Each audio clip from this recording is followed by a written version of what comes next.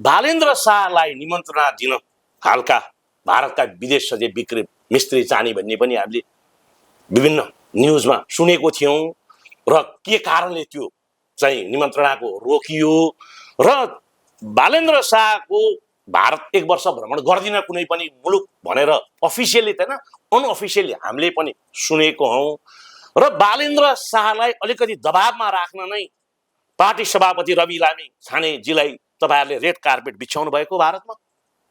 नहीं, हमारे यहाँ देखिए, आप भूल रहे हैं, रवि जी के आने से सबसे पहले प्रधानमंत्री ने बालेन्द्र शाह को बधाई दी, उनके चुनाव के ऊपर बधाई थी और उसी वक्त उनको निमंत्रण दिया कि आप आइए और ये भी कहा कि हम भी आएंगे। उसके बाद में क्या हुआ, बालेन्द्र शाह ने अपनी डिप्लोमेसी को बिल्कुल नया रूप दे दिया है। वो कहते हैं हम किसी से बात नहीं करेंगे, इंडिविजुअली नहीं बात करेंगे। भाई, आपको आपके जो संबंध है, आपके और हमारे बहुत अच्छे संबंध है तो बहुत ज्यादा बात करेंगे, आपके और किसी और के साथ मेरे थोड़े कम संबंध है तो हम थोड़ी कम बात करेंगे। सही बात। तो मिलना पड़ेगा ना आपको सबसे। तो ये बालेन्द्र शाह का नतीजा है या उनकी सोच है कि हम कैसे डिप्लोमेसी चलाएंगे, और मैं ये समझता हूँ वो ठीक नहीं है, साफ बात है। जहां तक भारत को बोला, जब वो नहीं आए तो रवि जी को लगा कि इससे भारत नाराज होगा, इसलिए रवि जी भी आए, शिशिर जी भी आए, मेरी मुलाकात हुई उनसे, वो दूसरी बात है। लेकिन ये आपके नेपाल का फैसला है, मैं फैसला नहीं ले सकता हूँ कि क्यों बालेन्द्र शाह जी ने ऐसा सोचा कि वो एक इंडिविजुअली किसी से बात नहीं करेंगे, फॉरेन पॉलिसी में कोई विजिट नहीं करेंगे। पहले देखिए, जो वो बात कह रहे हैं कि डोमेस्टिक पॉलिटिक्स को सुधारना है, विकास करना है, अच्छी बात है, लेकिन डोमेस्टिक पॉलिटिक्स का और आर्थिक विकास होने के लिए साथ ही साथ आपको अंतर्राष्ट्रीय संबंधों को भी सुधारना पड़ता है। आपने कहा अमेरिका के लोग तो चले गए वहां पे, वो मिस्त्री से उन्होंने कहा कि हम नहीं मिलेंगे, तो ये नहीं गए भाई, क्योंकि ये उन्हीं को निमंत्रण देने जाना चाह रहे थे।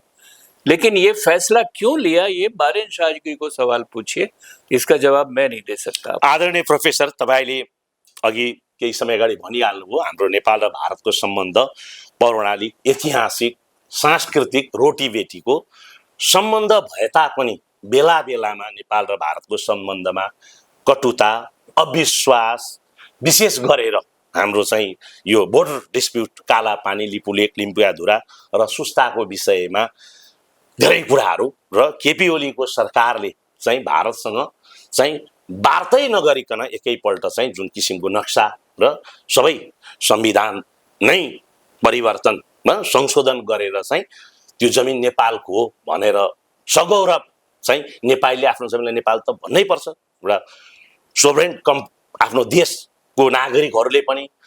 र तपाईले एउटा अन्तर्वार्तामा भन्नुभयो कि एक हातले मात्रै ताली बज्दैन, जोसँग समस्या छ भने दुईटा देश बसेर छलफल गरेर यो समस्या भनेको अहिलेको होइन, यो भनेको सुगौली सन्धि पछि 1816 पछिका विभिन्न दस्तावेजहरू नेपालसँग भयो भने पेश गर्नु पर्यो, भारतसँग भयो भने पेश गर्नु पर्यो, र यो अन्तर्राष्ट्रिय समुदायलाई पनि जानकारी गराएर यस समस्याको समाधान गर्नुपर्छ भनेर तपाईको अभिव्यक्ति मैले सुने। अब यो नयाँ परिवेशमा यसको समाधान उन्मुखको लागि बालेन्द्र शाहले त भन्नुभयो, अब हामी चाहिँ साथी साथीको रूपमा चाहिँ बेलायतलाई पनि हाम्रो जानकारी गराउँछौँ भनेर उहाँको प्रमुख सल्लाहकार कुमारबेन त बेलायती दूतावासबाट कागजै माग्न गएको अवस्था छ। के सुझाव दिन चाहनुहुन्छ तपाईको विज्ञतामा भारत र नेपाल दुवै देशलाई? दो देश को मैंने यही पहले ही कहा है कि दोनों देश को अपने जो डॉक्यूमेंट्स हैं वो लेके टेबल पर बैठे। बालेन्द्र जी भी यही कह रहे हैं, बालेन्द्र जी के टेबल टॉक होगा हमारा, और उनके पास, आप नेपाल के मीडिया को देखते हैं, मैं भी वो पढ़ता हूँ, उससे पता लगता है कि बहुत सारे ओरिजिनल डॉक्यूमेंट्स नेपाल के पास है ही नहीं अभी, तो इसीलिए वो इंग्लैंड से भी बात करके डॉक्यूमेंट्स लाना चाहते हैं। तो पहले तो डॉक्यूमेंट लाइए, इन डॉक्यूमेंट्स को छोड़ दीजिए। मेरा जो अध्ययन है मुझे एक बात और बताता है, जिसको न नेपाल के लोगों ने अभी ध्यान दिया है, न भारत के लोगों ने ध्यान दिया है, वो ये है कि अंग्रेजों की बनाई हुई ट्रीटीज हैं ये सब। पहली बात, उसमें जो 1816 की ट्रीटी है वो ईस्ट इंडिया कंपनी की ट्रीटी है, और बाद में इंपीरियल गवर्नमेंट ऑफ ब्रिटेन आया था। तो एक प्राइवेट कंपनी और गवर्नमेंट में फर्क है। इन दोनों ने मिलके अपने नक्शे साइन किए हैं और एग्रीमेंट साइन किए हैं, वो अलग अलग हैं और हम लोग उसमें उलझे हुए हैं दोनों। वो कहता है कि ये कंपनी की ट्रीटी हमारे पास में है, इधर से ये कहते हैं कि ये गवर्नमेंट की ट्रीटी हमारे पास में है। भाई दोनों में विरोधाभास है, दोनों में अलग अलग फर्क है, तो आप उससे उलझिए नहीं, उसको ऊपर उठिए। उस कैसे संबंध चाहते हैं आप? बात कहने को शायद बहुत नेपाली लोगों को बुरी लगेगी, लेकिन सही बात यह है कि जिसको आप आज महाकाली कहते हैं, हम लोग शारदा कहते थे उसको। और काली से महाकाली, उसमें ट्रीटी में महाकाली तो नहीं लिखा हुआ, काली ट्रीटी, काली नदी लिखा हुआ है पहली बार। और नेपाल के बनने से पहले, पृथ्वी नारायण शाह के नेपाल बनाने से पहले भी हिंदुस्तान से लोग मानसरोवर तो जाते थे। तो ये परंपराओं को ध्यान में रख के अगर आप एक फैसला करें, तो एक बात तो ये है कि दोनों अपने मापदंड देखें और फैसला करें। दोनों नहीं कर सकते हैं तो किसी तीसरी संस्था से कराएं, इंटरनेशनली जाएं अगर दोनों को मंजूर है तो। इंटरनेशनली दोनों को मंजूर नहीं है तो नहीं होगा। और उसके अलावा नहीं है तो एक ऐसा फैसला निकालें, जैसे एक कॉन्सेप्ट होता है शेयरिंग सॉवरेन्टी, जोइन्ट सोभरेन्टी भी तपाईले बोल्नु भएको थियो, वही किनभने कह रहा बोर्डर हाम्रो खुला छ 1880 किलोमिटर एउटा अन्तर्वार्तामा। वही है त्यसको ना। मतलब के हो सर? इसका मतलब ये है कि जो सार्वभौमिकता है उसका हक आपको भी है, लेकिन सार्वभौमिकता के उसूल में ये कहते हैं कि जिसका पोजेशन है उसका 50% से ज्यादा तो हक उसका पहले से ही है, जिसके पोजेशन में है। आप लोगों को चाहिए कि चीन और वियतनाम की जस्तै ट्रीटी जग्गा मालिक र मोइयानी हकमा हुन्छ नि जग्गा, त्यस्तो कुरा गर्न खोज्नु भएको यहाँले। जस्तै जसका जोत उसको पोत भन्ने हुन्छ नि सर, त्यस्तो किसिमको सोच तपाईले भन्न खोज्नु भएको हो? वो सोच नहीं है, मुझे लगता है वो सोच अभी भी लोग 1816 में अटके हुए हैं, 1860 में अटके हुए हैं। देखिए 1816 के बाद में भी भारत ने नेपाल को टेरिटरी दी है। पहले 1816 में पैसा देने की बात थी। राजा का एक चिट्ठी मैंने देखा हुआ है उस वक्त का, उस चिट्ठी में ये लिखा हुआ है कि आपने ये सारे हमारे जीते हुए इलाके ले लिए, हमारे पास तो पैसा ही नहीं आएगा, और पैसा नहीं आएगा तो हम कहाँ जाएंगे। तो ब्रिटिश कंपनी ने कहा कि हम आपको इतना पैसा 2 लाख 3 लाख 5 लाख जो भी देना है देंगे। वो चलता रहा, बाद में टेरिटरी दी गई है जिसको नया मुल्क कहते हैं। बाँकी बर्दिया कैलाली कंचनपुर। तो ये सद्भावना से हुआ है आपस में, ठीक है ना। वो सद्भावना आजकल के नेता लोग क्यों नहीं ला सकते हैं? आदरणीय प्रोफेसर सर, तपाईको प्रिय चेला डाक्टर अमरेश कुमार सिंहले त युवा सभापति नेपाल नयाँ काङ्ग्रेसको सभापति गगन थापालाई नै 3 चिज खुवाएर हराइदिनु भयो र उहाँलाई बालेन्द्र शाहको सरकारले उद्योग वाणिज्य र आपूर्ति मन्त्री पनि दिएको थियो। उहाँले चाहिँ यो उद्योग वाणिज्य र आपूर्ति मन्त्री सधैँ तराई मधेस मुलुकको व्यक्तिले मात्रै दिइन्छ र जो यो मन्त्री हुने चाहिँ भारतको दासको भूमिकामा हुने भएकोले म मन्त्री खान्न उहाँले कि परराष्ट्र कि गृह मन्त्री ताक्नु भएको भन्ने अनौपचारिक हामीले सुनियो। र उहाँले बालेन्द्र शाहको सरकार बनेको करिब 2 महिनामै केपी शर्मा ओलीको शासनकाल भन्दा पनि भारतसँग अहिले नेपालको सम्बन्ध बिग्रेको छ। विशेष गरेर त्यो 100 रुपियाँ भन्दा माथिको जुन सामानहरू भारतबाट ल्याउँछ र दुईटालाई त म ल्याएकोमा दुईटा नेपालीलाई त भारतीय एसएसबीले समातेरै हिजो मात्रै छोड्ने भन्ने कुरा आइरहेको थियो। रकेट लन्चरै प्रहार गर्नुभयो त बालेन्द्र शाहमाथि। यसमा तपाईँको के मूल्याङ्कन छ? देखिए, ये मैं नहीं बता सकता हूँ, ये अमरेश की अपनी राजनीति है। वो विद्यार्थी है, लेकिन वो मेरे से सलाह नहीं लेता है, लेना भी नहीं चाहिए। और मैं कहेगा तो मैं भी कोई सलाह दे नहीं सकता हूँ, क्योंकि वहाँ पर ज़मीनी स्थिति उसके पास में है।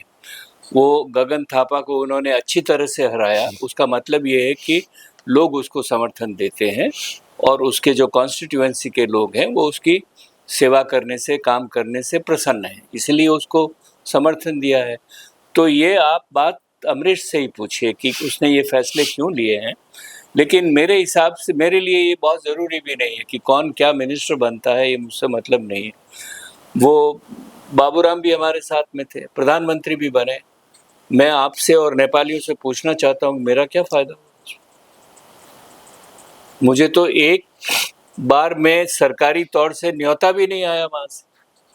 तो ये व्यक्तिगत मामले हैं देखिए, और राजनीति अपने ढंग से काम करती है। मैं राजनीति का अध्ययन करता हूँ, मैं राजनीति नहीं करता हूँ। आदरणीय प्रोफेसर सर, जसरी नेपालमा आवश्यकीय सिद्धान्तको अनुसार सुशीला कार्कीको सरकार बन्यो, बन्ने बित्तिकै राति 11 बजे उहाँले शपथ ग्रहण लिनुभयो। भोलिपल्ट बिहानै डाक्टर सन्दुक रुइतलाई आँखा जचाउने बहानामा दाम टक्राउन जानुभयो। यो रणनीतिको मुख्य रणनीतिकार जुन विद्रोहको भनेर उहाँ चाहिँ तिब्बततिर गएर आँखा जचाउने काममा जानुहुँदो रहेछ। 1 वर्ष अगाडि उहाँको भिसा पनि चाइनाले खारेज गरेको अवस्था छ। र निर्वाचनभन्दा केही अगाडि डाक्टर बाबुराम भट्टराई र डाक्टर स्वर्णिम वाग्ले पनि भारतमा एउटा थिङ्क ट्याङ्कको कार्यक्रममा आउनुभएको थियो र स्वर्णिम वाग्ले चाहिँ भारतको छत्र छायामा अब नेपालले आर्थिक विकास गर्छ भनेर अङ्ग्रेजीमा भन्नुभएको हुबहु शब्द युवराज घिमिरे त चिन्नुहुन्छ, पत्रकार, उहाँ देश संसारमा उहाँले त्यही शब्द भनेको उहाँको कोड गरेको मैले। र यहाँबाट फर्किने बित्तिकै डाक्टर बाबुराम भट्टराईले चाहिँ गोर्खाबाट निर्वाचन उम्मेदवारी फिर्ता लिएर अब म अभिभावक बन्छु। अब के छ त यहाँको मूल्याङ्कन? अब तपाईँको पनि चेला नभए पनि मित्र नै हुन्छ डाक्टर बाबुराम भट्टराई, उहाँ पनि जेएनयूमा पढ्नु भएको। अब डाक्टर बाबुराम भट्टराई राष्ट्रपति हुनुहुन्छ कि अभिभावक हुनुहुन्छ कि डाक्टर सन्दुक रोहित हुनुहुन्छ? यहाँको के मूल्यांकन छ? मैं नहीं बता सकता हूँ। देखिए, ये बाबूराम भट्टराई प्रेसिडेंट होने का तो अभी सवाल उठता ही नहीं कि 2 साल तो है ना अभी पौड़ियाल जी के। अगर पौड़ियाल जी बीच में छोड़ के जाएंगे तभी सवाल होगा कि कौन वहाँ प्रधानमंत्री बने, और वहाँ का जो राष्ट्रपति बनेगा वो वहाँ की राजनीति शक्ति के अनुसार बनेगा। जो स्वतन्त्र पार्टी है, पहिला त स्थानीय निकाय र तपाईको प्रदेश सभाको निर्वाचनपछि आएका उम्मेदवारहरूले पनि भोट हाल्छन्। तो वो जो आपकी व्यवस्था है उसके हिसाब से बनेगा ना। तो वो पार्टी वाले उसको सपोर्ट करेंगे नहीं करेंगे उसका क्या रिश्ता है। लेकिन मैंने ये सुना था आपके अखबारों में कि बाबूराम को विड्रॉ करने के लिए भारत ने नहीं कहा कुछ भी। मुझे उसकी सूचना नहीं है। उहाँले त पहिला पनि त पुष्पकमल दाहाल प्रचण्डले चुनाव क्षेत्र छोडेर राष्ट्रपति हुन्छु कि भनेर आशा राख्नुभएको थियो। और स्वतंत्र पार्टी के लोगों ने भी कहा था आप विड्रॉ कर लीजिए। तो वो विड्रॉ करके अब बाबूराम तो अभी महाअधिवेशन में भी जाके आए और लीडर तो ये वहाँ की लोकल राजनीति है, और लोकल राजनीति में राजनेता लोग अपना फैसला खुद लेते हैं कि इस वक्त कौन सा काम करने से ठीक होगा। हमने बाबूराम और प्रचंड दोनों से कहा कि आप लोग आपस में लड़िए मत, तो माने तो नहीं ना। हाँ? सभी ने कहा था, नेपाल के बहुत लोगों ने कहा था, अलग हो गए, नई पार्टी बनाया। ये सब वहाँ की राजनीति में है। इसलिए माधव जी, ये कौन व्यक्ति कैसा फैसला लेता है उसके लिए आप उसके हित देखने की कोशिश कीजिए कि वो अपने हित को कैसे देखता है, वैसे ही आगे बढ़ेगा। वो आपके और मेरे कहने से नहीं होगा। आदरणीय प्रोफेसर सर, तपाईले यो करिब 1 हप्ताको तपाईँ तब नेपाली सबै समाचारहरू सुन्नुहुन्छ, किनभने नेपालको विदेश नीतिमा नै यहाँले विद्यावृत्ति गर्नुभएको। अहिलेको ताजा समाचार अनुसार चाहिँ डाक्टर स्वर्णिम वाग्लेलाई अर्थमन्त्रीबाट घोघरे ठ्याक लगाउने, यो शब्द त्यति राम्रो होइन, हेरिन्छ वातावरण। किनभने अर्थमन्त्रीसँग जुन उद्योगी व्यवसायीहरूदेखि लिएर तपाईँको एसियाली डेभलपमेन्ट ब्याङ्कको चाहिँ अध्यक्ष आउँदासम्म उहाँले राख्नु भएन। र साथसाथै जुन डाक्टर स्वर्णिम वाग्ले शिक्षा र स्वास्थ्यमा 3-3% कर लगाउनु भएको थियो, जुन उपभोक्तालाई मार पार्ने कर, प्रधानमन्त्रीले फेसबुकबाटै अब यो कर हामी हटाउँछौँ भनेर पनि भन्नुभयो। र त्यसपछि 3 दिन अगाडि चाहिँ रवि लामी छाने र स्वर्णिम वाग्ले चाहिँ गएर 24 घण्टा गुटरको धुलीखेलमा गएर गर्नु भएर यहाँ त हल्ला के आइरहेछ भने अब रवि लामी छानेको त पासपोर्टको मुद्दा पनि महाधिवेशन कार्यक्रममा छ। अब 5वटा जिल्लामा त सहकारीको ठगीको मुद्दा जारी नै छ। अब बालेन शाहलाई पनि यसरी विवाद बनाउन पाइरख्यो भने दुईटालाई गरेर चाहिँ आफै प्रधानमन्त्री र भारतको विशेष आशीर्वाद चाहिँ डाक्टर स्वर्णिम वाग्लेलाई छ भने गाईमा सुनिएको छ। यसलाई तपाईँ कसरी मूल्याङ्कन गर्नुहुन्छ? देखिए, स्वर्णिम वाग्ले हमारे यहाँ भारत के इकोनॉमिस्ट से उनके पुराने संबंध हैं, और इलेक्शन से पहले भी वो यहाँ इधर आए थे, मुलाकात भी हुई थी, मैंने भी उनको कहीं सुना हुआ है, बातचीत भी होती है। तो ये पुरानी बात है। उनका जो भारत के लोगों के साथ में बहुत नेपालियों का संबंध है, बहुत लोग आते जाते हैं। उसका मतलब ये नहीं होता कि भारत उनको गाइड कर रहा है, पहली बात। दूसरी बात, वो क्यों कह रहे हैं कि भारत के साथ हमें विकास करना पड़ेगा, उसकी सीधी वजह ये है कि वो ये देखते हैं कि जो भौगोलिक स्थिति है नेपाल की और जो परंपरागत अभी भी आपका ट्रेड है 60% से ज़्यादा भारत के साथ है। चीन ने तो आपको एक ओली जी तो लेके आए, वहाँ पे पोर्ट भी मिल गया, कितना ट्रेड हुआ उससे?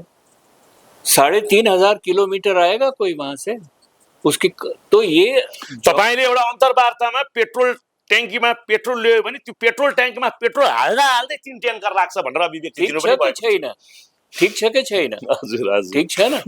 तो यही मैं आपसे कह रहा हूँ कि ज्योग्राफिक पोजीशन ऐसी है जिसमें भारत और नेपाल को साथ रहना ही चाहिए।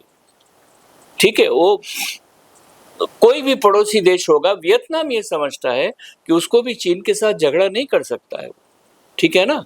थाईलैंड के पड़ोस में लाओस और कंबोडिया है, ये समझते हैं हमें पड़ोसियों के साथ करना चाहिए। तो ये वागले जी का जो अनुमान है कि भारत के साथ मिलकर हमें विकास करना है, उसमें मैं कोई बहुत बड़ी गलती नहीं देखता हूँ। आपने बहुत अच्छा सवाल किया है कि पार्टी में क्या हो रहा है वहाँ पर। देखिए, मेरी समझ बता रहा हूँ आपको। मेरी समझ ये है कि ये पार्टी जो अभी है वो बालेन शाह और रवि में अनुबंध है। ये एक पार्टी नहीं है, ये दो पार्टी थी। एग्रीमेंट है भन्न खोज्नु भएको। कोएलिएशन है, कोएलिएशन है और उसमें दोनों का वर्किंग स्टाइल अलग अलग है और दोनों काबिल हैं, दोनों एम्बिशियस हैं, एस्पिरेंट हैं। और ये इसीलिए अब वो कह रहे हैं कि मैं प्रधानमंत्री होके मैं सरकार जैसे चलाऊंगा, मुझे मत पूछो, पार्टी तुम चलाओ मैं नहीं पूछूंगा। ऐसे नहीं होता है किसी भी राजनीतिक व्यवस्था में, ये ठीक नहीं है। उहाँले त एउटा मन्त्रीले आप आपूर्ति मन्त्रीले तेलको भावमा रातारात परिवर्तन गरेको भएर आइजिबीलाई त्यसलाई थुन मन्त्रीलाई भनेर आदेश दिएको अवस्था पनि छ। एक बहुत अच्छा कार्टून आया आपके ऑनलाइन खबर में या खबर हब में, किसी में या रातों पार्टी में कहीं आया है, जिसमें वो रवि कह रहे हैं कि अरे यार तुम अब काठमांडू के मेयर नहीं हो, प्राइम मिनिस्टर हो। प्राइम मिनिस्टर की तरह बात करो, मेयर की तरह बात मत करो। तो ये सारे नेपाल को पता है कि इन लोगों में थोड़ा तनाव है। वो तनाव अगर ठीक नहीं रहेगा इनका, तो जैसे आपकी पहले पार्टियां टूटी है, ये भी टूटेंगे, अस्थिरता होगी, किसी का फायदा नहीं होगा उसमें। और कोई ये नहीं चाहता है कि ये आपस में टूटे यहाँ पर। लेकिन नहीं तोड़ने के लिए दोनों को अपना व्यवहार बदलना पड़ेगा। बालन जी को भी ये सोचना पड़ेगा कि लोगों को साथ रख के चलाना है। आपने अमरीश की बात की थी, उसमें क्यों उसने मिनिस्ट्री ली, क्यों उसने मिनिस्ट्री नहीं ली। अमरीश का एक बयान आपको याद है, उसने कहा कि मैं तो आत्मदाह कर लूंगा अगर ये प्रधानमंत्री नहीं, ये एकदम सही बोल। तो ऐसा आदमी था, उसको क्यों इतना अलग रखा? और सीनियर है सबसे, 4 बार सारी जितिसकेको अवस्था छ निर्वाचन। सारी स्वतंत्र पार्टी में सबसे ज्यादा बार पार्लियामेंट बना हुआ वही है, अनुभवी है। तो ये आपके अंदर की राजनीति है, व्यक्तिगत कोई किसी को पसंद करता है, कोई किसी को नहीं पसंद करता है, उससे राजनीति नहीं चलानी चाहिए। देश का हित किस में होगा उससे राजनीति चलानी चाहिए। और अभी भी मैं समझता हूँ कि स्वतंत्र पार्टी में मेरे हिसाब से वागले बहुत काबिल है, पढ़े लिखे हैं, इकोनॉमिस्ट हैं, और कोई उनके बराबर का मुझे लगता नहीं है पार्टी में। तो ये बालन जी को सोचना है, हमें नहीं सोचना है। लेकिन मेरी राय ये है कि सबको मिल के काम करना चाहिए। और ये जो आपको याद दिलाएं कि स्वतंत्र पार्टी का वादा था कि हम मेरिटोक्रेसी से काम करेंगे, जो काबिल आदमी होगा उसको रखेंगे मंत्रालय में, ऐसा हुआ नहीं है कैबिनेट में। कैबिनेट में पसंद से रखे गए हैं लोगों। सबसे कम अनुभवी को होम मिनिस्ट्री मिली है वहां पर। तो ये आपकी राजनीति है और मैं उसमें नहीं पढ़ना चाहता। अब हाम्रो होम मिनिस्टर युवा जेनजी को नेता 37 वर्षको व्यक्ति, उहाँले चाहिँ यो जेनजी विद्रोह भन्दा 4 दिन अगाडि जब सामाजिक सञ्जाल बन्द हुँदाखेरि कुन कुन नेताको घरमा कहाँ गएर कसरी अट्याक गर्ने भनेको बकाइदा भिडियो यही चाहिँ यो मोबाइलमै सुरक्षित छ। म यो अनौपचारिक रूपमा तपाईँलाई देखाउन सक्छु। अब त्यस्तो व्यक्तिको हातमा नेपालको गृह मन्त्रालय परेको अवस्था छ। उहाँको त्यो दीपक भट्ट लगायत बिचौलियाहरूसँग साँठगाँठ भएर राजीनामा दिन बाध्य हुनुभयो र त्यो प्रतिवेदन आयो मन्त्री मण्डलमा, बुझियो, अनि 3 बजे बुझियो, 6 बजे फेरि उहाँलाई चाहिँ शपथ ग्रहण गरायो गृह मन्त्रीको रूपमा। अहिले त होटेलमा पनि आफै छापा मार्नुहुन्छ गएर। नेपाल प्रहरीको हल्लार भए जस्तो हेर्नुहोस् है, नेपालको गृह प्रशासन यसरी चलेको छ। आदरणीय प्रोफेसर सर, जुन अहिले विश्वमा लडाई युक्रेन र रुसको त करिब 5 वर्ष भइसकेको अवस्था छ, साथै जुन गाजापट्टिमाथि इजरायलले गरेको नरसंहार, अहिले लेबनानका हजबुल्लाहरू त पहिले चाहिँ आतंकवादी र उहाँहरूमा निरन्तर हमला भइरहेको अवस्था, उता भेनेजुएलाको राष्ट्रपति नै चल्ला चिलले परेको चल्ला टिपेर लगेको अवस्था छ। अब इरानमाथिको त वार्ता फेरि सिद्ध्याइदिन्छु भनेको छ, कहिले के भनेको छ। अब त्यसले गर्दाखेरि हाम्रो जस्तो नेपाल जस्तो अल्प विकसित मुलुकहरूलाई जुन यो जियो पोलिटिक्स र जियो इकोनोमीको ठुला मुलुकहरूको चाइना चाहिँ अमेरिका, भारत, G7, G20 जस्ता मुलुकहरूको प्रतिस्पर्धा कारणले गर्दा हामीलाई जुन प्राप्त भइरहेको नेपालमा वैदेशिक सहायता र विदेशी लगानीहरू साह्रै प्रभावित भएको अवस्था छ। यो परिस्थितिमा तपाईले बालेन्द्र शाहज्यूलाई के सुझाव दिन चाहनुहुन्छ? वैदेशिक लगानी पनि भित्र्याउन र वैदेशिक सहायता पनि भित्र्याउनको लागि तपाईँको ज्ञान र अनुभवले उहाँलाई छोटो सुझाव दिनुहोस्। नहीं, वो इन्वेस्टमेंट करना चाहिए। यही तो स्वर्णिम के बजट में भी यही है कि सारा इन्वेस्टमेंट नहीं होगा तो कुछ काम नहीं होगा। टेक्नोलॉजी आना चाहिए आपके यहाँ पर, और उसके लिए एक ऐसी अर्थ नीति होनी चाहिए। अब बजट के ऊपर ही प्रधानमंत्री और वित्त मंत्री में फर्क है कुछ, वो कह रहे हैं ये बजट ठीक नहीं है, तो ये आपकी आर्थिक व्यवस्था है। लेकिन अंतर्राष्ट्रीय संबंधों को सुधारने के लिए, जैसा आप ठीक कह रहे हैं कि वहाँ से लगानी भी आनी पड़ेगी, और लगानी के साथ साथ उसको संबंध भी ठीक रखने पड़ेंगे। अगर आप चीन से आप पैसा लेना चाहते हैं, लिए हैं, BRI के अंडर बहुत सारे प्रोमिसेस तो चीन ने किए हैं, लेकिन वो हुआ नहीं है अभी तक। तो आप देखिए कि आपके हित में क्या है। और चीन ने, ये भी मैं बता दूं कि ये लगाने के बाद में चीन का पॉलिटिकल इंटरफेरेंस भी बढ़ा है। आप मुझसे कम्युनिस्ट पार्टी की बात कर रहे थे, चीनियों से कहिए ना, वो मिला रहे हैं कम्युनिस्ट पार्टियों को। विद्या भण्डारी को पनि बोलाउनु भएको थियो उहाँले। विद्या भण्डारी को भी, प्रचंड और ओली को भी वो मिला के पहले भी आए। उनके एम्बेसडर ने पहले भी कहा कि आप अपना तो ये अंतर्राष्ट्रीय राजनीति में जिस जिस देश का जो जो हित होगा वो काम करेगा।